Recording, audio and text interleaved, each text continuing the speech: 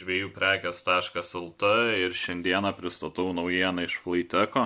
Tai visiškai atnaujintas, pavadinkim V020, nors čia yra visiškai kitas modelis, V803. Visiška naujiena, perdarytas korpuso sujungimas, visi atidarimo mechanizmai sukeisti, palaiko 2 akumuliatorius. Tuomet Pro versija turi integruotą echolotą, kuris traukia 500 metrų ir gali matyti iki 100 metrų gylį.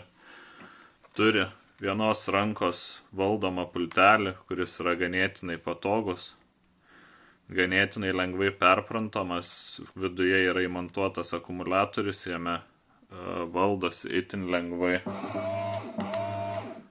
Tad nereikia 2 rankų, kad valdytumėt laivelių. 4 atsidarančios dėžutės, 200 GPS taškų, GPS plus beidau signalai, atnaujinti varikliai, šiek tiek pakitęs korpusas, truputį ilgesnis ir turi galingesnės antenas, echoloto anteną ir žinoma pačią laivelio anteną.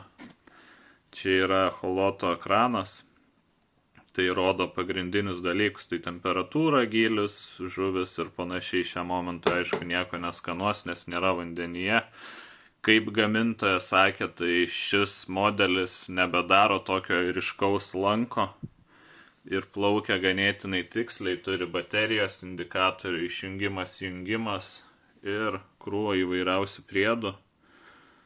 Taip pat 2 greičio režimai, pultelį galite nusistatyti pašvietimus, taškus ganėtinai lengvai, juos trinti lengvai, giroskopas, namai, dėžučio atidarimas, greičio režimai ir panašus dalykai. Tai ką domina žvejuprekės.lt, nutirps ledas, testuosime jį ant vandens, bet manau šis modelis tikrai gerulis bus.